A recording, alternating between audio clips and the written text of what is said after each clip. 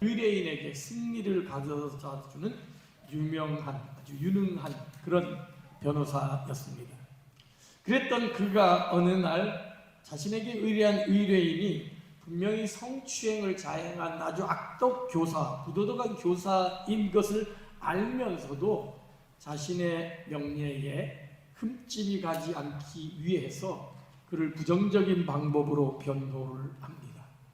그러면서 영화의 장면이 바뀌면서 그 부정적인 변호를 통해 승리를 거두었고, 그 결과 유명한 로펌 회사의 눈에 들어 뉴욕의 최고의 로펌에 들어갑니다.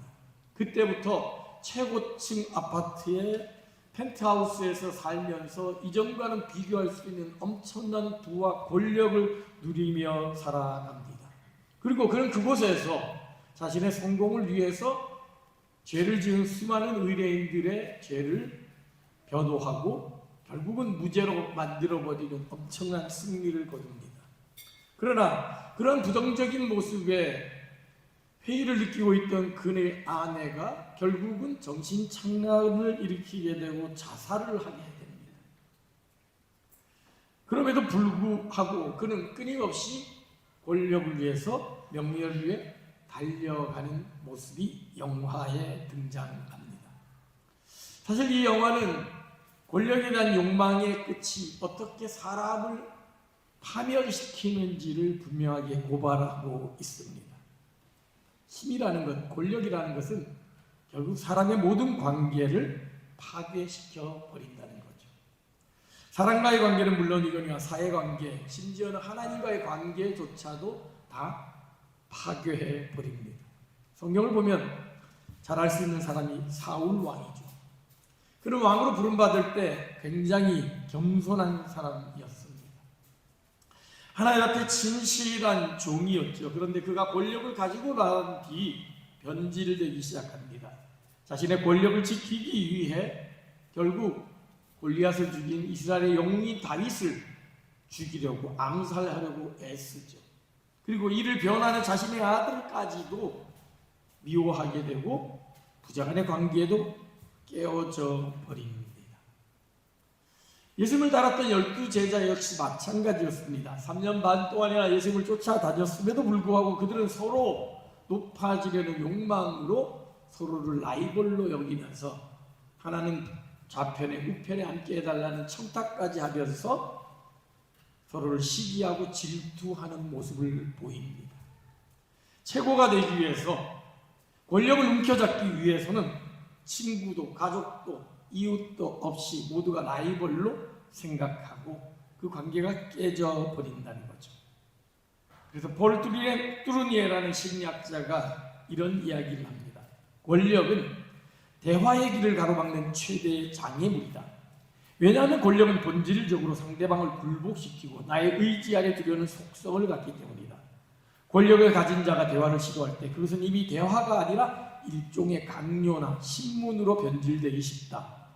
우리는 흔히 더 많은 영향력과 권력을 가지면 더 많은 일을 할 수 있고 더 풍성한 삶을 살 것이라고 착각한다. 하지만 실상은 다르다. 우리는 권력에게 커다란 값을 지불하고 있다. 왜냐하면 우리는 대사를 잃어버린 드라마와 같은 삶을 살게 되기 때문이다. 권력을 가지는 순간 대사를 잃어버린다는 것이죠. 대화를 잃어버리고 소통이 부재하게 된다는 거죠.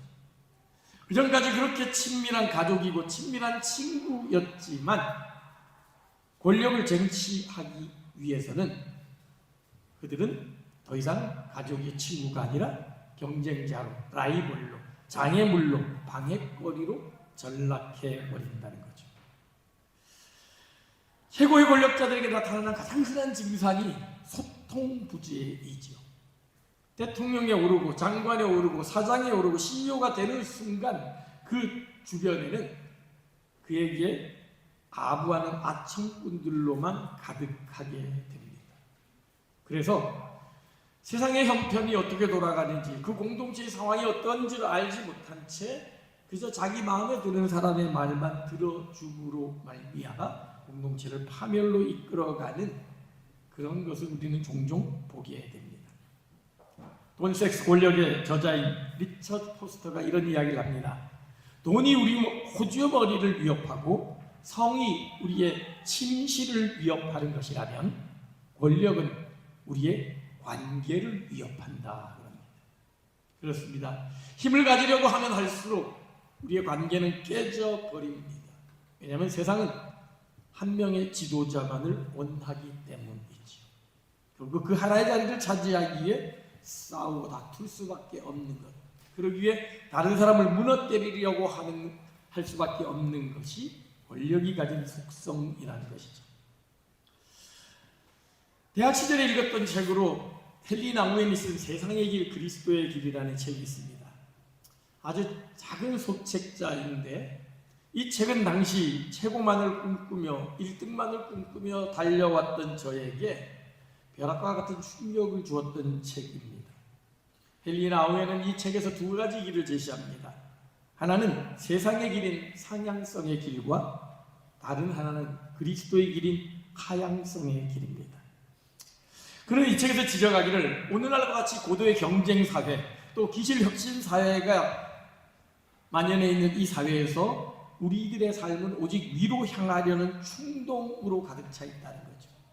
그래서 이 사회에서의 진정한 인간이 되기 위해서는 성공을 위한 오랜 경쟁에서 살아남아야 될 뿐만 아니라 승리자가 결국은 되어야 된다는 것을 계속해서 우리에게 일깨워줍니다. 그러다 보니 우리의 삶은 승리의 삶이든지 패배의 삶이든지 둘 중 하나로 여겨진다는 거죠. 세상 사람들이 바라보는 회사라는 공동체, 지역사회라는 공동체에서는 위너와 루저밖에 없습니다. 심지어 이 현대인들은 이 상향성의 삶, 위너가 되는 이 삶을 하나의 종교로까지 생각하고 우리 그리스도인들에게조차도 그런 생각이 젖어 있습니다. 성공하면 하나님이 함께 하셔서 성공하는 것이고 실패하면 하나님이 나를 버리셨다. 아니 내가 죄를 지었기 때문에 하나님이 나와 함께 하지 않아서 내가 이렇게 실패를 했다. 사업도 실패하고 대학도 실패하고 연애도 실패하고 모든 게 다 실패한 이유가 하나님이 나를 버린 거다. 저 사람처럼 저렇게 회사에서 CEO가 되어지고 사업에서 저렇게 돈을 많이 벌고 정치계에서 어떤 국회의원이나 장관이 되는 거 하나님이 축복하신 결과다라고 그렇게 생각하게 된다는 것이죠. 하나의 권력이 최고가 되는 것이 하나님의 축복이다라고 생각하고 그렇지 않은 것은 하나님이 나를 버린 결과라고 생각하게 된다는 거죠. 그런데 성경은 완전히 이러한 전제를 거꾸로 이야기합니다. 복음은 상향성 중심의 사회를 완전히 전복시킵니다. 성경이 우리에게 보여주는 파라독스, 역설은 진정한 참 자유는, 진정한 참 행복은 오히려 하향성의 삶을 통해서만 발견될 수 있다는 것이죠. 하나님의 길이 바로 이런 하향성의 길이요, 낮아짐의 길이기 때문에 그럽니다. 그 낮아짐은 십자가의 고난으로, 십자가의 죽음으로 확인되었던 거죠. 그러기에 하나님 믿는 백성들, 그리스도의 제자가 되고자 하는 사람들은 기꺼이 낮아지는 길을 가신 예수님을 따라 십자가의 길을 걸어가야 된다는 것이죠. 그래서 우리는 이 두 가지 길을 선택해야 합니다. 남들이 다 가고자 하는 넓고 쉬운 길인 상향성의 삶을 살 것인지, 아니면 아무도 가려고 하지 않는 좁고 험한 길인 내려가는 길, 하향성의 삶을 살 것인지를 결정해야 된다는 것이죠. 저도 짧은 직장 생활을 통하여서 사회의 아주 험악한 치열한 경쟁을 경험하기도 했습니다. 제가 사회에서 겪었던 가장 충격적인 사건은 회사의 업적을 위해서 신입사원이었던 저를 면전에서 거짓말로 뒤엎는 모습이었습니다. 불과 전만 해도 A라고 이야기하던 것을 두세 시간이 지난 후에 내가 언제 A 이야기했냐, 나는 B를 얘기했다라고 그렇게 변명하는, 거짓말하는 직장 상사를 보면서 분노에 차여서, 그때는 혈기가 있어서 과장이고 부장이고 나발이고 없다 그러면서 육두문자를 쓰면서 욕을 하며 회사를 뛰쳐나갔던 적이 있습니다. 왜 그 사람이 그랬을까? 그걸 통해 회사의 업적을 더 올리고 그걸 통해 자신의 능력을 더 인정받기를 원하는 마음에서 그러했던 것이죠. 그렇습니다. 세상은 끊임없이 높아지려고 합니다. 발전과 진보라는 명분으로 끊임없이 높아지고 더 많은 힘을 가지려고 합니다. 그것이 제약된 본성을 가진 우리 인간의 마음속에 숨겨진 욕망인 것이지요. 아담과 하와의 범죄의 그 근본적인 원인이 무엇입니까? 인류 최초의 범죄 현장에 나타났던 그 범죄의 원인은 성경은 이렇게 기록합니다. 마귀의 유혹이죠. 너희가 그것을 먹는 날에는 너희 눈이 밝아져 하나님과 같이 되어. 하나님과 같이 되어. 너 선악과 먹기만 하면 하나님과 같이 될 수 있다는 것이죠. 당시 에덴 동산에서 무한정의 자유를 누리던 아담 그리고 하와, 모든 것을 먹을 수 있고 모든 것을 할 수 있고 천지 만물까지도 주관하여 다스릴 수 있는 힘과 권력을, 자유를 가진 사람들이었지만 단 하나 할 수 없었던 것, 하나님의 명령을 거역하는 것, 하나님과 같이 되는 것, 그 힘에 대한 유혹을 악한 마귀는 아담과 하와에게 주었던 것이고, 결국 그들은 그 유혹에 넘어가 하나님과 같이 되려는 욕망에 빠져 결국 선악과를 먹고 말았던 것이죠. 홍수 이후 바벨탑을 쌓은 인간들의 욕망 역시 마찬가지입니다. 바벨탑을 쌓아서 탑 꼭대기를 하늘에 닿게 하여 우리가 온 지면에 흩어짐을 면하자, 그렇게 이야기합니다. 하늘에까지 닿게 하여 우리의 이름을 내고 우리 마음대로 살아가기를 희망하는 것이 바로 인간의 욕망이라는 것이죠. 어릴 적 좋아했던 나폴레옹의 그 명언, 불가능은 없다. 내 사전에 불가능은 없다라는 이 문장과 같이 우리는 끊임없이 가능을 향해서 달려갔고, 그래서 지금 우리는 신의 영역에까지 도전해서 생명을 창조하고 생명을 복제하려는 시도가 끊임없이 유전공학을 통해, 생명공학을 통해 이루어지고 있고, 영생불사를 꿈꾸기 위해서 수많은 신학들이 개발되면서 영생을 살기를 꿈꾸고 있는 이 모든 것들은 결국 내 힘으로 모든 것을 할 수 있다는 권력에 대한, 힘에 대한 욕망의 발산이었던 것이죠. 고등학교 시절 읽었던 책 가운데 지그 지글러가 지은 정상에서 만납시다라는 책이 있습니다. 결국 모든 것은 우리가 정상으로 가야 된다. 그래서 그는 이렇게 이야기합니다. 우리는 성공하기 위해 태어났고 성공할 수 있는 가능성을 충분히 가지고 있다. 이렇게 얘기합니다. 저도 그 책을 보며 그래, 정상에서 만나자. 저 최고 정상에 서서 마침내 내가 내 능력이 이렇다라는 것을 세상 사람들에게 증거하자, 증명하자라는 욕망에 사로잡혀 최선을 다해 달려갔던 적이 있습니다. 지그 지글러는 그 책에서 우파스라는 나무를 소개합니다. 인도네시아에서 자라는 이 우파스는 치명 독을 가지고 있지만 평상시에는 그 독을 감추고 있습니다. 그래서 울창하게 잘 자라면 밑에 수많은 식물들이 자라나게 되는 거죠. 수많은 풀들과 꽃과 작은 나무들이 자랍니다. 그러나 결정적인 순간이 될 때 이 우파스는 자신이 가지고 있는 치명적인 독을 퍼뜨림으로 말미암아 모든 생명체들 다 죽여버리고 자기 혼자 우뚝 서 있게 됩니다.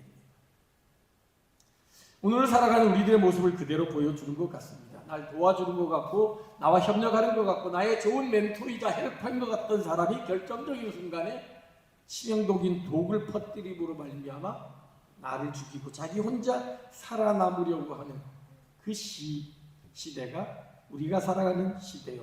그런 사람들이 우리가 살아가는 세상 사람들의 모습이라는 것이죠. 그렇습니다. 세상일 상향성의 삶을 사는 사람들은 자기가 높이 오르기 위해 기꺼이 자신의 친구요, 이웃, 심지어 가족까지도 파멸시키는 사람입니다. 데블스 애드베킷에 소개했던 그 변호사와 같이 상향성 최고가 되기 위해 가족까지도, 친구, 이웃까지도 파멸시켰던 것과 같던 것이죠. 어찌 보면 성경은 이런 상향성의 삶을 조장하는 것처럼 보입니다.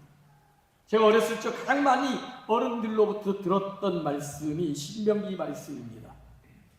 여호와께서 너를 머리가 되고 꼬리가 되지 않게 하며 위에만 있게 하고 아래에 있지 않게 하리니. 머리가 되라. 위에 올라가야 된다. 그래서 저 높은 곳에서 너의 영향력을, 너의 능력을 보여주면서 살아가라. 그것이 하나님이 축복하시는 삶이다라는 그런 이야기를 수도 없이 들었습니다. 다윗은 왕이 되었고 요셉은 총리가 되었고 에스더는 왕비가 되었던 것처럼 세상 속에서 최고의 자리에 올라가는 것이 하나님이 축복하시는 성공의 삶이라는 교육을 받았던 것이죠. 그러기에 무조건 앞을 향해 달렸고 더 오르기 위해 노력을 했습니다. 왜냐하면 최고가 되지 못한다는 것은 실패를 의미했기 때문입니다. 안타깝게도 저는 최고가 되기도 전에 수많은 실패와 좌절을 경험합니다. 대학에 실패하고 내가 이루려는 꿈을 이루지 못하고 연애에도 실패하고 심지어는 제가 대학을 가기 위해 부모님의 집을 팔아야 되는 그런 처참한 현실 앞에서 무능함을 느꼈죠. 원치 않는 대학 생활을 하면서 하루에도 수십 번씩 저 연못에 빠져 죽는 게 차라리 낫지 않을까 고민하며 지냈던 것이 저의 찬란했던 대학 1학년 때의 모습이었습니다. 왜냐하면 성공하는 것만이, 위에 오르는 것만이, 권력을 가지고 내 힘을, 내 능력을 나타내는 것만이 하나님이 인정하시는 길이라는 착각에 빠져 있었기 때문이죠. 그러다가 제가 읽은 책이 바로 앞에 소개한 세상의 길 그리스도의 길이라는 책입니다. 저자는 이 책을 통해 성경은 결코 최고가 되라고, 머리가 되라고 강조하지 않는다는 사실, 명령하지 않는다는 사실을 일깨워 주었습니다. 오히려 성경은 낮아지라고, 오히려 포기하라고, 오히려 버리라고 명령한다는 것이죠. 낮아질 때 높아지고 버릴 때 얻게 된다는 것이죠. 포기할 때 갖게 된다는 이 진리의 말씀을 깨닫게 된 것이죠. 그리고 제가 늘 들었던 성경 말씀 신명기 28장도 머리가 되고 꼬리가 되지 않고 위에만 있고 아래에 있지 않는다는 말씀이 내가 노력해서 머리가 되고 내가 노력해서 위에 올라가라는 명령이 아니라는 것을 깨닫게 됩니다. 성경은 이렇게 되어 있죠. 여호와께서 너를 머리가 되고 꼬리가 되지 않게 하시며 여호와께서 위에만 있고 아래에 있지 않게 하실 것이다. 하나님이 머리가 되게 하시고 하나님이 위에 있게 하실 것이라는 이 약속의 말씀을 저는 하나님의 축복된 인생을 살려면 머리가 되어야만 되고 위에 올라가 있어야만 된다는 명령의 의미로 잘못 해석했던 것이죠. 그렇습니다. 하나님 우리를 머리로 삼아주시고 위에 있게 하십니다. 그러나 그것은 내가 노력하고 애써서 올라가는 자리가 아닙니다. 그렇다면 그 자리에서 우리는 우리 마음대로 내가 이런 사람이라고 자랑할 수 있겠죠. 그러나 성경은 오히려 우리가 꼬리가 되고 우리가 아래로 내려가고 실패자처럼 사람들에게 느껴진다 할지라도 하나님의 말씀을 붙들고 그 말씀을 붙들고 간다면 결국 하나님이 우리를 머리가 되게 하시고 위에 올라가 있게 하신다고 약속하고 있다는 것이죠. 오늘 본문을 보게 되면 예수님 역시 그러한 유혹에 빠진 것을 보게 됩니다. 공생애를 시작하기 전에 예수께서 받으셨던 시험은 바로 이런 힘에 대한 포기였습니다. 권력에 대한 포기, 나의 능력으로 모든 걸 할 수 있다라는 것을 버리라는 그런 테스트였던 것이죠. 공생애를 시작하시기 전에 40일간 금식 기도하신 후에 줄이신 가운데 사탄에게 시험을 받습니다. 3절에 돌을 떡으로 만들라는 이 유혹은 자신의 욕망을 채우라는 것이죠. 너의 능력으로 너의 힘들고 어려운 점들을 해결하라는 것이죠. 그러나 예수님은 돌을 떡으로 만들 수 있는 충분한 능력이 있음에도 불구하고 그러지 않으셨죠. 예수님은 자신의 능력을 단 한 번도 자기 자신을 위해 사용하지 않으셨습니다. 두 번째 유혹도 마찬가지입니다. 6절에 성전에서 뛰어내리라는 이 유혹은 자기 과시를 자극하는 유혹입니다. 세상의 주목을 받고자 하는 명예욕을 자극하는 시험입니다. 한번 뛰어내려봐라. 수많은 사람들이 보고서 와, 저분은 저 위를 뛰어내리는데도 다치지도 않고 정말 나름의 슈퍼맨이구나. 당신의 능력을 보여주세요. 여러분, 이 밑에 아십니까? 히딩크가 2002년 월드컵을 끝내고 난 다음에 광고에 나와서 멋있게 외치잖아요. 당신의 능력을 보여주세요. 그 유혹이 우리 가운데 있다는 거죠. 한번 너 능력이, 너 그런 인간 아니잖아. 너 할 수 있어. 해봐. 한번 보여줘봐. 본때를 한번 보여줘봐. 너. 그 유혹 앞에 우리는 끊임없이 살아가고 있죠. 놀라운 사실은 이 두 번째 유혹이 어디서 이루어졌습니까? 마귀가 어디로 데려갔다고요? 성전 꼭대기로 데려갔습니다. 자기 과시, 명예의 욕망, 내 힘을 보여주는 이 욕망이 가장 잘 나타나는 장소 어디다? 교회라는 사실. 교회 안에서 섬김의 종으로, 겸손의 모습으로, 온유의 모습으로 살아가야 된다라고 누누이 하나님의 말씀을 들음에도 불구하고 우리 안에는 끊임없이 내가 그래도 이 정도인데, 내가 교회를 위해 봉사한 게 이건데, 내가 여태까지 어떻게 내 능력이 이건데를 누군가 있는 중에 알아주기를 바라는 마음이 가득해 있다는 거죠. 그것이 가장 대표적으로 나타나는 것이 직분이죠. 직분이라는 것은 섬기는 역할입니다. 집사라는 말은 청지기, 종이라는 의미입니다. 그런데 그 말이 어느새 변질이 되어져 버렸죠. 하나의 계급이 되었습니다. 직분이 직위가 되었고 계급이 되었습니다. 그래서 평신도 과정을 겪으면 어느 정도 지나면 권찰이 되고, 권찰이 지나면 서리 집사가 되고, 서리 집사 지나면 안수 집사 되고, 안수 집사 되면 장로 되고, 장로 중에서도 그래도 나는 수석 장로다 이렇게 하면서 끊임없이 계급화해서 더 높이 올라가는 거예요. 야, 너 신앙생활 10년 20년 했는데 아직도 서리 집사자, 이런 소리를 듣는 것을 굉장히 부끄러워하는 그런 시대를 우리는 살아가고 있는 거죠. 더구나 우리 한국교회는 이 부분에 대해서 더 집착이 강해서 전 세계에 없는 권사라는 제도를 만들어가지고, 성경에도 없는 권사들, 여자들이 장로 시켜주기 뭐 하니까 이것도 유교주의죠. 그러니까 권사를 만들어가지고 직분으로 사람을 유혹하게 하는 거죠. 목사 역시 마찬가지입니다. 어느 정도 목회를 하고 나면 뭔가 자신의 역량을 드러내길 원하는 거예요. 사실 목회를 하면서 저도 산무하면서 무소유 무자식 명리에 그랬는데, 나이가 들면 들수록 가장 힘든 유혹 중에 하나가 이 명예에 대한, 권력에 대한 욕망입니다. 내가 이 정도밖에 안 되냐는. 내 친구는 저렇게 큰 교회에서 하고 있고, 내 친구는 저런 방송 설계도 나오고, 내 친구는 저렇게 매스컴도 타고, 근데 나는 지금 뭐 하는가 하는 개척교회 목사들의 모습과 대형교회 목사들의 모습을 볼 때 왠지 모르는 위너와 루저의 모습을 느끼게 되는 것은, 목사들 역시, 하나의 사역자라고 하는 목회자들 역시 이 권력에 대한 욕망에서 벗어나지 못하고 있다는 것을 알 수 있습니다. 기와있는 목회를 해서 많은 사람들에게 선한 영향력을 끼치는, 얼마나 좋을까 하는, 기와이면 그래도 내 능력이 다 드러나서 나는 하나님께 쓰임받은 사람이다라는 인정을 받으면 얼마나 좋을까라는 그런 욕망이 결국 교회를 세상 집단으로 변질시키고, 성도들을 경쟁시키게 만들고, 결국 교회를 세상 조직과 별반 다를 바 없는 모습으로 변질시켜버리고 마는 거죠.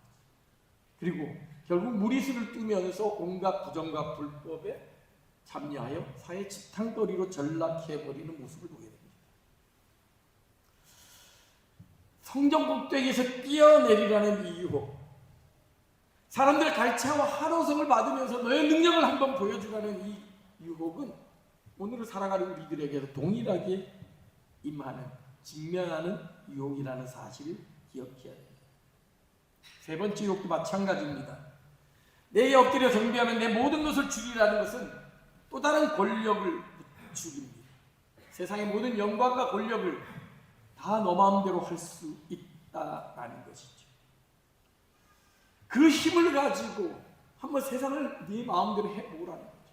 제가 예전에 대통령이 되려고 했었고 최고가 되려고 했던 것도 내가 그 높은 자리에 가서 내 힘과 지혜로 한번 세상을 좀 아름답고 내가 원하는 정말 유토피아적인 세상을 만들어 보겠다는 그런 욕망으로 가득해 있었기 때문입니다. 교회도 그런 유혹에 빠질 수 있습니다. 사실 안타깝게도 칼빈이 종교개혁을 하고 난 이후에 스위스 제네바에서 그러한 유혹으로 도시 전체를 통치하려고 했습니다. 신정국가를 꿈꾸면서 도시 전체를 기독교적인 세계관으로 만들려고 했지만 후대의 평가는 결국 그것이 인간적인 인위적인 힘으로 인하여서 끔찍한 학살이 일어났고 부작용만 낳은 실패의 결과로 남았다는 것을 증명합니다. 기독교는 힘을 가질 때 오히려 비극이 일어납니다. 기독교가 가장 큰 영향력을 발휘했던 때가 초대교회 때죠. 초대교회 그 200~300년간 기독교는 아무런 힘이 없는 종교였습니다. 예수를 믿는다는 이유로 직장에서 쫓겨나고 예수를 믿는다는 이유로 공동체에서 쫓겨나고 심지어 감옥에 가기도 하고 심지어 사자밥이 되거나 횃불에 기름이 되어서 불에 타 죽는 그런 일을 겪어야만 했습니다. 그렇게 힘없는 종교, 힘없는 사람들이었습니다. 그랬던 사람이 그 천년제국인 로마를 변화시키고 새로운 세상을 만들어냈던 거죠.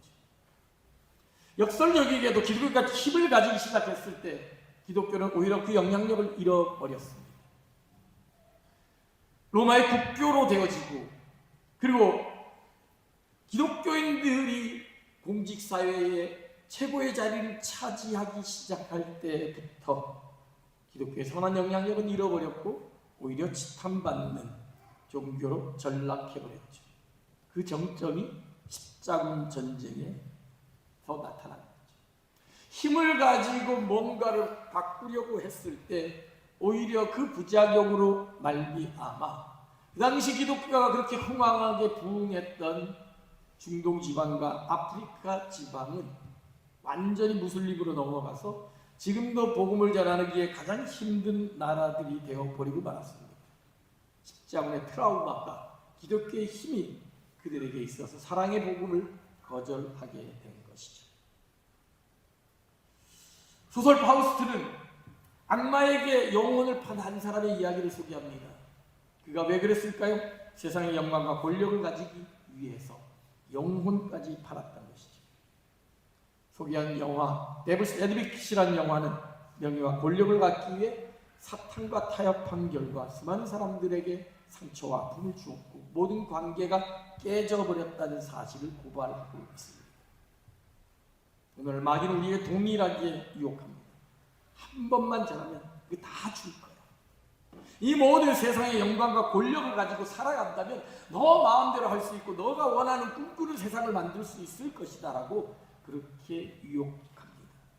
그 힘이 가진 권력이 가진 능력입니다. 권력의 힘을 보여주는 아주 단적인 영화가 있습니다. 1987년 아카데미 최우수상을 받은 영화 마지막 황제라는 영화 있죠.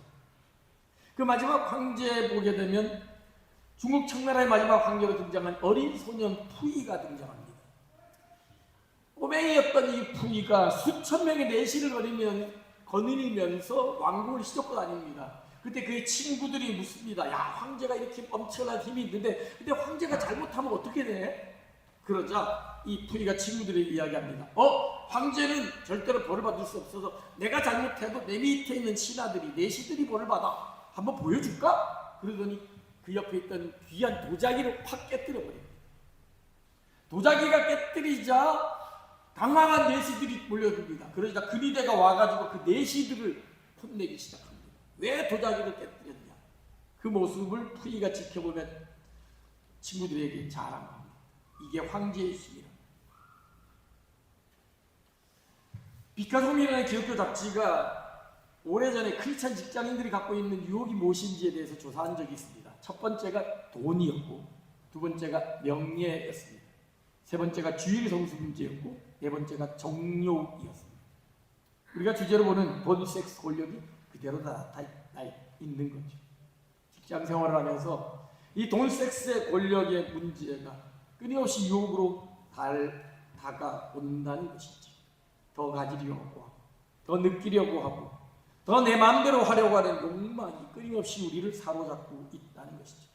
그러나 그리스도의 길은 하향성의 길입니다. 내려가는 길입니다. 마땅히 내가 누릴 수 있는 모든 명예와 권력 다 포기하는 것이죠. 마땅히 내가 가질 수 있는 힘을 내려놓고 무력하게 낮은 곳으로 내려가는 겁니다. 빌립보서 2장 말씀입니다. 그는 근본 하나님의 본체시나 하나님과 동등됨을 취할 것으로 여기지 아니하시고 오히려 자기를 비워 종의 형체를 가지사 사람들과 같이 되셨고 사람의 모양으로 나타나사 자기를 낮추시고 죽기까지 복종하셨으니 곧 십자가에 죽으시니라. 하나님과 동등하신 예수 그리스도께서 당신께서 누릴 수 있는 마땅한 권리, 마땅한 자리, 마땅한 능력을 다 포기하고 가장 낮은 곳으로, 가장 연약한 인간의 모습으로 내려오셨다는 것이죠. 우리를 구원하시기 위해 우리와 똑같은 모습으로 이 땅에 오셨고 십자가에서 고난당하시고 우리를 대신하여 죽기까지 하셨다는 것입니다. 그런 낮아짐을 통하여, 그런 포기를 통하여 하나님 그를 가장 높이 올리셨고 결국 우리를 구원하여 주셨습니다. 그러기에 주님을 따르는 주님의 제자들은 마땅히 내려가는 삶을 사는 사람들입니다. 내가 마땅히 주장할 수 있는 내 주장과 특권과 명예와 힘을 포기하는 겁니다. 예수님 말씀하십니다. 아무든지 나를 따라오려면 자기를 부인하고 날마다 자기의 십자가를 지고 나를 따를 것이다 라고 이야기합니다. 그리고 예수를 따르겠다는 젊은 청년에게 주님은 이렇게 명령합니다. 내가 온전하고자 할진대 가서 내 소유를 팔아 가난한 자들에게 주라. 그리하면 하늘의 보화가 내게 있으리니 그리고 와서 나를 따르라 말씀하십니다. 먼저 내려가는 삶, 내가 먼저 포기하는 삶을 살아갈 때 주님의 제자가 될 수 있는 것이요, 그럴 때 주님께서 그에게 모든 것을 주시겠다는 약속의 말씀입니다. 그래서 예수를 만난 뒤 완전히 변화된 사도 바울은 이렇게 고백합니다. 그러나 무엇이든지 내게 유익하던 것을 내가 그리스도를 위하여 다 해로 여길 뿐더러 또한 모든 것을 해로 여김은 내 주 그리스도 예수를 아는 지식이 가장 고상하기 때문이다. 내가 그를 위하여 모든 것을 잃어버리고 배설물로 여겼다. 이렇게 고백합니다. 그렇습니다. 예수가 너무 귀한 것임을 알기에 내가 가장 귀하다고 생각하는 모든 것을 기꺼이 다 내려놓았다는 것이죠. 요셉의 삶을 보십시오. 그는 총리가 되었습니다. 그 총리의 힘을 가지고 자신을 억울하게 모함했던 형들을 얼마든지 복수할 수 있었습니다. 그러나 그는 그 힘을 복수가 아니라 용서에 사용했고 가족들을 돌보는 데 사용했습니다. 모세는 자신의 힘을 자기를 위해 산 것이 아닙니다. 이스라엘 백성들을 구원하기 위해 기꺼이 그 힘을 사용했던 것이죠. 하나님께 쓰임받던 수많은 사람들의 경우를 보게 되면 그 힘을 가지고 자기를 위해 산 것이 아니라는 것을 알 수 있습니다. 하나님 주신 그 힘이 어디서 온 것임을 알았고 무엇을 위해 사용해야 된다는 것을 알았기에 기꺼이 그것을 위해 사용한 것이죠. 영국의 유명한 정치가 윌리엄 윌버퍼스는 평생 국회의원이 되신 분을 영국의 노예 해방을 위해서 사용했고, 우리가 잘 아는 마틴 루터 킹 목사는 자신이 가진 그 영향력과 힘을 미국의 자유와 평등을 위해 흑백이 함께 어울려 사는, 더불어 사는 세상을 만들기 위해 사용했던 것이죠. 이들은 모두 자기가 가진 힘을 자신을 위해 쓴 것이 아니라 이웃을 위해, 하나님을 위해 사용하는 사람들. 어떻게 우리가 머리가 될 수 있고 위에 올라갈 수 있을까요? 기꺼이 내 것을 내려놓고 나의 방법을 포기하고 나의 힘과 지혜를 내려놓고 겸손하게 낮아지는 길을, 내려가는 길을 걸어갈 때 하나님이 높여주시는 은혜를 경험할 수 있을 것입니다. 그래서 예수님은 이렇게 약속합니다. 너희 중에 누구든지 크고자 하는 자는 너희를 섬기는 자가 되고, 너희 중에 누구든지 으뜸이 되고자 하는 자는 너희의 종이 되어야 하리라. 머리가 되려면 스스로 꼬리가 되고, 으뜸이 되려고 하면 스스로 종이 될 때 하나님이 그를 머리로, 으뜸으로, 크고 큰 사람으로 만들어 주신다는 것이죠. 어떻게 우리가 이 낮아짐의 길을 걸어갈 수 있을까요? 어떻게 남들이 보기엔 루저라고 할 수 있는, 실패자라고 조롱할 수 있는 그 길을 기꺼이 걸어갈 수 있을까요? 세린 머케도는 이런 이야기를 합니다. 권력에 대한 사랑에 대한 유일한 치료책은 사랑의 힘뿐입니다. 워드프레이즈 쓰고 있어요. 러브 오브 파워. 모든 사람들이 파워를 사랑합니다. 어떻게 이 파워를 내려놓을 수 있느냐? 파워 러브. 러브의 힘이라는 거죠. 사랑의 힘이라는 거죠. 이 순서를 바꿔야 된다는 거죠. 권력을 사랑하는 것이 아니라, 사랑한다면, 이웃을 사랑하고 하나님을 사랑한다면 그 힘이 결국 권력에 대한 욕망을 치료할 수 있다는 것이죠. 그렇습니다. 그리스도인은 기꺼이 주님을 사랑하기에 내가 가진 모든 것들을 내려놓을 수 있는 사람입니다. 이웃을 사랑하기에 내 방법과 내 주장과 내 고집과 내 파워를 내려놓을 수 있는 사람입니다. 그렇게 내려놓을 때 하나님은 가장 좋은 방법으로 우리를 이끌어 주신다는 사실을 믿기 때문입니다. 말씀을 마무리합니다. 오늘 결론은 서론에 소개했던 영화 데블스 애드보케이트의 이야기로 마무리하려고 합니다. 영화의 마지막 부분을 보게 되면 이 변호사 케빈이 자기 아내가 죽는 그 일을 겪는데, 이 부분이 사실은 환상입니다. 그러니까 64연승을 거둔 엄청난 승리 가운데 사악한 교사의 변호를 맡는 장면부터 환상으로 바뀌는데, 그 환상에서는 그 교사를 변호해서 그걸 기반으로 해서 뉴욕 최고의 로펌에 취직하고 최고의 변호사가 되었지만 아내도 자살하고 가족이 깨지는 것이 환상이었다면, 그 환상을 깨닫고 나서 내가 이렇게 살면 안 되겠구나라고 생각하고 결단을 합니다. 그래서 그 사악한 교사에 대한 변호를 포기하고 이 사람은 죄인이다, 이 사람은 성추행을 한 것이 맞다라고 증언을 합니다. 그전까지 자신의 성공을 위해서 정의를 왜곡하고 온갖 불법을 저지르던 그 사악한 변호사가 완전히 변한 것이죠. 그리고 그는 양심적인 변호사로 인정을 받게 됩니다. 이렇게 영화가 끝난다면 권선징악으로 그냥 자연스럽게 끝나겠죠. 근데 여기서 반전이 일어납니다. 케빈이 이렇게 양심적인 변호사로 거듭나는 그 일이 벌어지고 난 뒤 온갖 언론이 이 케빈 변호사에게 스포트라이트를 비춥니다. 아니, 당신은 어떻게 그런 변화가 가능하냐? 지금까지 당신 불법적으로 변호했고 우리가 세상이 다 하는데 이제 64연승이라는 신화도 깨지고 당신은 실패한 변호사가 되어졌는데 어떻게 이런 변화를 가져올 수 있었느냐? 수많은 사람들이 사진을 찍고 프레시를 터뜨립니다. 그래도 겸손하게 그 모든 인터뷰와 사진 세례를 거절하고 빠져나오는데 한 기자가 그를 붙잡습니다. 케빈, 당신이야말로 진정 이 시대에 살아있는 양심이야. 당신이야말로 정말 모든 변호사의 표상이다. 정말 위대한 포기를 당신이 했습니다. 이거는 60분 쇼에 나올 만한 특전입니다. 우리 쇼에 한번 나와서 당신의 그 변화의 과정을 한번 멋있게 설명을 해달라. 이렇게 말을 합니다. 잠시 머뭇거리던 이 케빈과 그의 아내가 서로 눈빛을 주고받더니 나중에 케빈 변호사가 합니다. 내일 아침에 오시지요. 저희 집을 방문하시죠. 그리고 서로 팔짱을 끼 웃으면서 내려갑니다. 그리고 영화는 이렇게 끝을 맺습니다. 그 모습을 뒤에서 지켜보던 이 기자의 얼굴이 사탄의 얼굴로 바뀝니다. 그 로펌 회사 사장의 얼굴로 바뀝니다. 그러면서 이렇게 중얼거립니다. Vanity is definitely my favorite sin.